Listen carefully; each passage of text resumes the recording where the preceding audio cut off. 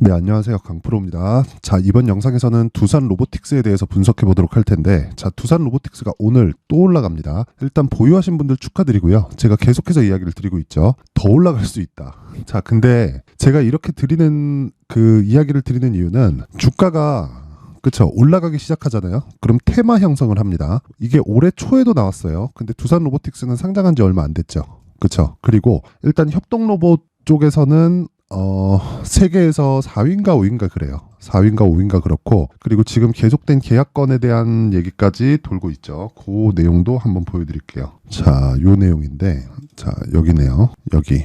자, 사람과 팀으로 작업, 두산 로보틱스 현대차 그룹 생산 공정에 협동 로봇 공급한다. 그쵸? 요 내용이 나오면서 오늘 보내고 있습니다. 근데 이런 내용을 제가 어저께도 그렇고 엊그저께도 그렇고 주말에도 그렇고 계속해서 이야기를 드렸습니다. 지난주부터. 왜 제가 이런 이야기를 드리느냐? 자, 내용 한번 보겠습니다.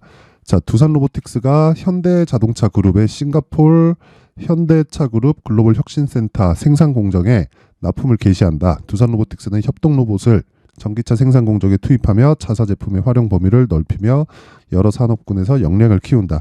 이게 원래는 어떻게 가져가고 있었냐면 요렇게였어요. 자, 여기 나오는 게 협동 로봇이에요. 그러니까 뭐 식당이나 뭐 치킨집 그런 데서 그냥 같이 협업을 하는 좀 그런 개념이었단 말이에요. 그렇죠? 이런 거를 하고 있었는데 제가 말씀드렸었던 게 스마트 팩토리로 이전될 수밖에 없고 인건비는 계속해서 올라갑니다. 근데 인건비가 올라가면 기업 측에서는 부담이잖아요. 그렇죠? 경기가 좋든 안 좋든 인건비는 계속해서 높아지는 건 사실상 기정사실화되어 있는 거니까. 그러면 이건 기업 측에서 계속해서 수요가 발생할 수밖에 없는 겁니다. 그 부분에 대해서 이해를 하시면 지금 두산 로보틱스가 시가총액이 6조 정도까지 상승을 했어요. 그럼 여기서 딱 3분의 1 정도를 보면 시총이 2조대까지 떨어졌다는 거죠. 이게 얼마나 싼 가격인지 아셔야 돼요. 자, 그리고 요걸 보시면 되는데 여기 두산 로보틱스에 청약했었던, 그쵸? 청약했었던 상황입니다. 공모 확정가가 26,000원이죠. 여기 보면 최고가에 들어가 있습니다. 최고가에 들어가 있고, 그렇다는 건 공모 단계부터 흥행에 성공을 했다는 겁니다. 자, 그랬기 때문에 26,000원에 공모를 받은 주식들이 상장되자마자 어느 정도까지 거래가 됐나요? 6만 원 후반까지 올라갔었단 말이에요. 여기 이 가격 6만 한 5천원 6천원.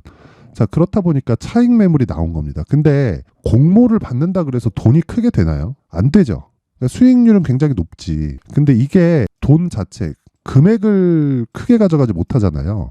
청약을 해봐야 흥행에 성공한 주식들은 그 큰 금액으로 이렇게 받는 게 아니니까, 그쵸? 경쟁률에 밀려서, 그쵸? 그래서 상장 이후에 차익 매물이 나오는 경우 이걸 흥행 여부로 판단을 하고, 그리고 나서 올라가는 상황을 파악해서, 그쵸? 내가 매수하는 그런 구간을 잡아간다. 이렇게 이해를 하면 되는 겁니다. 자, 그리고 지금 추가적으로 올라갈 수 있는 그런 상황은 아직까지 적자기 때문에 그래요. 적자기 때문에. 자, 주가는요, 흑자를 많이 보고 있을 때, 즉 실적이 굉장히 좋을 때 막 큰 폭으로 막 올라가는 게 아니에요. 아니에요. 소문에 사서 뉴스에 팔라는 이야기가 있죠. 이게 무슨 얘기냐면 얘가 좋아질 것 같아. 그럼 얘가 막 주가 급등하기 시작을 해. 그렇죠? 그리고 나서 실적이 좋아지는 상황이 딱 나오잖아요. 그때부터는 이제 실적으로 인해서 더 올라가는 게 아니라 기대치를 막 높여갑니다. 그래서 그 실적이 안 나오잖아요. 그러면 주가가 먼저 올랐기 때문에, 자, 보세요. 여기 지금 두산 로보틱스의 실적을 보잖아요. 그럼 적자예요. 적자.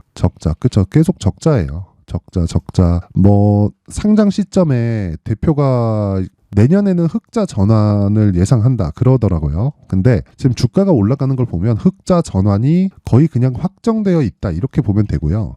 제가 지금까지 이야기를 드린 내용의 핵심은 주가가 먼저 간다는 거고, 그리고 지금이 시작점일 수 있다. 물론 조정이 없다는 건 아닙니다. 조정이 없다는 건 아니에요. 근데 조정을 받는 그런 구간에서 내가 얼마에 매수할지 가격이 중요하다는 겁니다. 그 기준치를 딱 5일선과의 이격도를 첫 번째로 잡고, 그쵸? 왜 지금은 5일선을 타고 계속해서 올라가니까.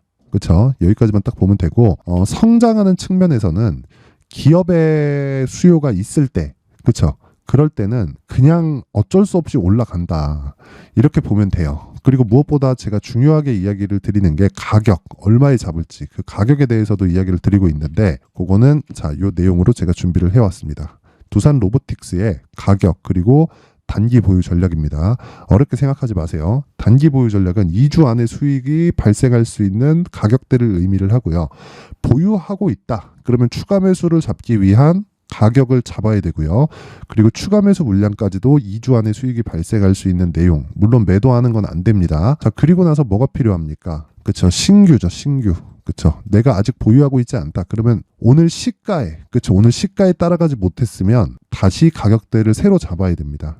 자, 시가에 매매를 한 내용을 보면 이렇게 진행이 됐고요. 오늘자 같은 경우에는 쭉 올려서 보면 여기 소통방인데, 자, 11월 29일 오늘이죠. 여기 보면 8시 53분에 여기 두산 로보틱스를 잡아라 이렇게 얘기를 드린 건데, 이 구조도 한번 보면 보세요. 이틀 전에 영망치 캔들 떴죠. 그래서 고가의 이 차익 매물을 그쵸 일정 부분 발생을 했지만 어저께 고 물량까지도 하방에서 다 이 세력들이 다 잡았다는 걸 볼 수 있고, 그리고 오늘 같은 경우에 갭을 발생시키면서 추가 시세를 냈다. 물론 호재거리가 있기는 하지만 그 호재보다 가격이 먼저 반영합니다. 왜? 보세요. 하나, 둘, 셋, 넷, 다, 일곱, 여덟, 아홉, 열, 열하나, 열둘. 그쵸? 12일째 양봉이에요. 자, 그러면 단기적으로 조정이 나올 수 있기 때문에 보유하고 있는 물량을 굳이 매도할 필요는 없어요. 왜? 지금까지 나온 수익으로 그걸 담보로 해서 내가 손해를 안 본다는 생각으로 들고 가는 거고, 내가 신규를 고려하고 있다면 그 신규는 가격이 중요하다. 그래서 요 내용. 그렇죠? 2주 안에 수익을 볼 수 있는 요 내용이 정말 중요하다는 겁니다. 자, 그리고 요 내용까지 제가 영상에서 이야기를 드리면 너무 긴 이야기가 될 수 있기 때문에 제가 요 내용은 여기 가격과 단기 보유 전략으로 여기 19페이지에 걸쳐서 제가 내용을 만들어 왔고요. 무엇보다 무료로 공개를 하도록 하겠지만, 그래도 만든 사람의 성의를 생각해서 최소한의 성의를 보여주세요. 최소한의 성의는 돈 안 받아요. 돈 안 받고 영상 상단에 있는 전화번호로 숫자 3이라고 문자를 보내주시는 분들에 한해서만 제가 두산 로보틱스의 가격 그리고 단기 보유 전략을 공유해 드리도록 하겠습니다. 자, 그리고 제가 이렇게까지 이야기를 하는데 아직까지 매수하지 못했다. 그러면 지금이라도 늦지 않았어요. 신규 매매를 고려하세요. 하지만 고가에 따라가는 건 안 됩니다. 하루에 뭐 10%, 20% 이렇게 막 급등락을 할 때 어떻게 줍니까? 요날도 봐요. 요날도 보면 보세요. 시가 3%, 고가 19%, 그쵸? 종가 7.6%. 이것도 제가 보여드릴게요. 여기 보면 제가 월요일날 제가 이거 두산 로보틱스를 못 잡았어요. 월요일날 27일, 그쵸? 27일인데 자, 이때 27일 시가죠. 그쵸? 제가 시가에 나가는 종목은 단타 종목으로 진행이 되고요. 장중에 나가는 종목은 스윙으로 진행을 합니다. 그리고 단기 보유 전략으로 연결을 시키고 성공했을 때 장기 투자로 전환을 시키는데, 장기 투자의 기간은 3개월입니다. 3개월. 이 부분 잊지 마시고, 무엇보다 한 가지만 딱 기억하시면 되는 게 이 모든 종목들이 다 신고가 종목이라는 겁니다. 자, 에코프로버티 같은 경우에 어떻게 됩니까? 계속해서 올라가죠. 그렇죠? 월요일부터 진행했는데. 근데 오늘은 없죠, 당연히. 장 전에 나가는 건 단타라 그랬으니까 요날이잖아요, 요날. 그렇죠? 하루에 25% 수익. 이러려면 뭘 해야 된다? 신고가 매매해야 된다. 그런 걸 어디서 한다? 소통방에서 하고 있다. 기준이 되는 내용은 뭐다? 요 내용이다. 가격과 단기 보유 전략. 요 내용 잊지 마세요. 자, 그리고 제가 한 가지 이야기를 더 드리자면 요겁니다. 자, AD 테크놀로지 계속해서 올라가는 상황. 이건 언제 했다? 요때 했다. 언제? 11월 23일 지난 목요일 날. 그쵸? 정확히 그쵸? 요렇게 진행이 된다. 여기 보면 요거는 제가 캡처해서 올린 시간대고요. 시간 보면 11시 28분, 그리고 여기 11시 뭐 한 30분 정도. 그쵸? 이렇게 보시면 되고, 무엇보다 한 가지만 딱 기억하시면 돼요. 주식은 무조건 신고가부터 진행을 하고요. 그리고 그때부터 차트를 적용을 시키는데, 차트를 적용하는 과정에서 한 가지 내용을 반드시 기억하셔야 되는 게 요겁니다. 요거. 잠깐만, 제가 좀 찾아볼게요. 조금 내용이 긴데 요 내용입니다. 보세요. 반도체 구조. 그렇죠. 반도체는 메모리와 비메모리로 나눠진다. 한미 반도체는 메모리 반도체 후공정 업체, AI 반도체 수요가 큰 폭으로 증가한다는 것은 메모리 반도체 수요가 함께 늘어나고 있다는 것이다.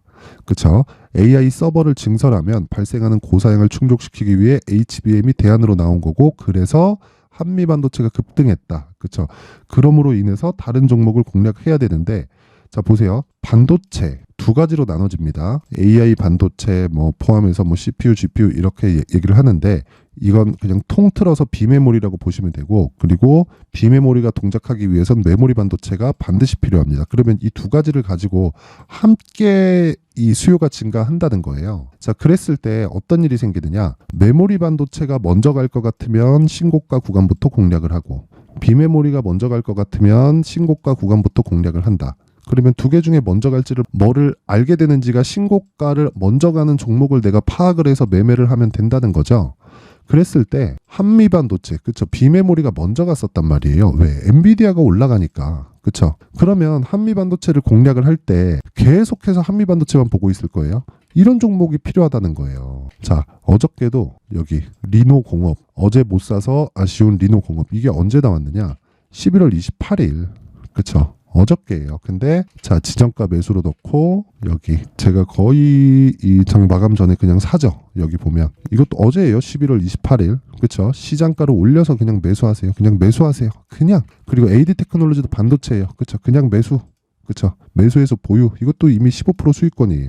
자, 리노공업 오늘 한번 볼게요. 리노공업. 자, 리노공업 보면 오늘도 여기 보면 3%대 강세 보이고 있죠. 리노공업. 그쵸? 이거 어저께 이 매매를 한 거라고요.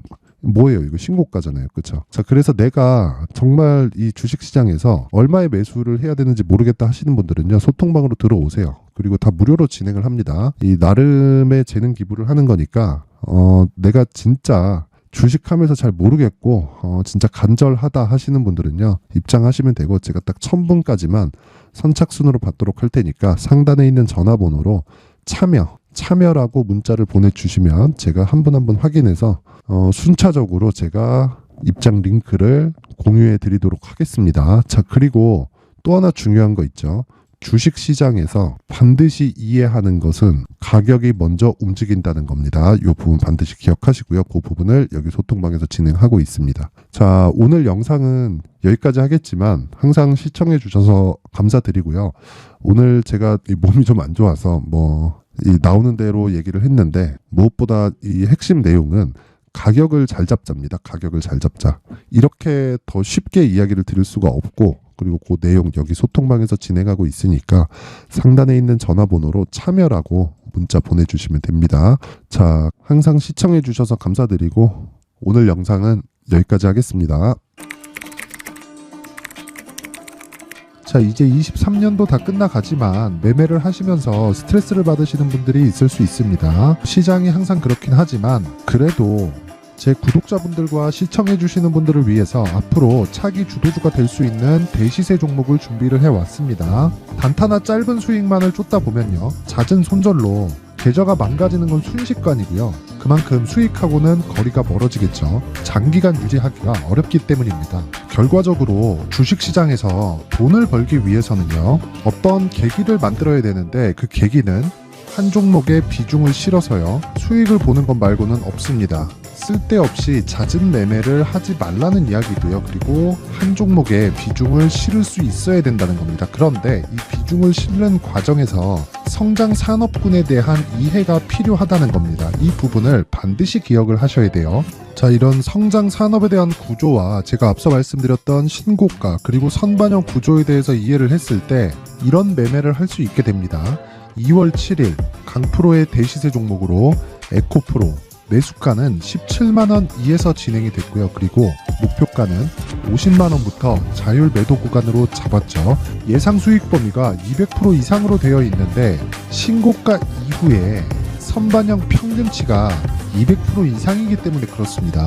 자, 그런데 에코프로가 2차전지 양극재 기업이죠. 2차전지 양극재는 친환경이라는 범주 안에 속해 있다고 보시면 됩니다. 근데 제가 항상 이야기를 드리죠. 시세는 항상 연결된다고요. 앞으로 나올 대시세 종목도 이런 친환경이라는 성장 산업군에 포함되어 있어야 됩니다. 자, 이런 성장 산업군에 포함되어 있는 걸 확인한다면 이 내용처럼 세 가지의 공통점을 가지고 있습니다. 1년에 많은 종목이 발생하지 않고요. 그리고 세력들의 장기간 매집 구간이 확인돼야 되고, 그리고 상승하기 시작하면 평균적으로 3개월 정도의 상승 구간을 보이기는 하지만 제가 2개월이라고 작성을 해온 건 한 가지 내용 때문입니다. 한 달은 확인하는 과정이 필요하기 때문입니다. 이게 무슨 얘기냐면 성장 산업에 대한 부분, 그리고 이런 공통점, 여기다가 기술적인 내용을 다 포함을 시키더라도 절대적으로 가격이 우선적으로 반영이 되는 것이기 때문입니다. 에코프로도 마찬가지예요. 장기간 하락하면서 최악의 국면을 거쳐왔고요.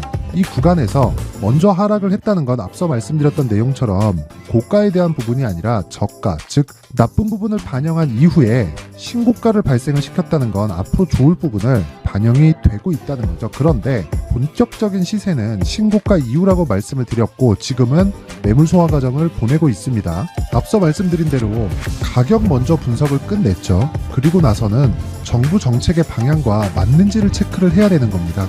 2023년 대시세 종목인 에코프로도요, 정부 정책의 방향에 맞는 종목이라고 볼 수 있겠죠. 물론 이런 종목들도요, 신고가 이후에 시세를 낸다는 건 반드시 기억하고 있어야 됩니다. 자, 이런 내용을 토대로 23년 상반기 에코프로와 같은 대시세 종목을 준비를 해왔습니다. 자, 하반기 대시세 종목은 영상 상단의 전화번호로 대시세라고 문자를 보내주시는 분들에 한해서만 공유해드리도록 할 테니까 영상 상단의 전화번호 확인해서 하반기 대시세 종목으로 큰 수익 내셨으면 좋겠습니다.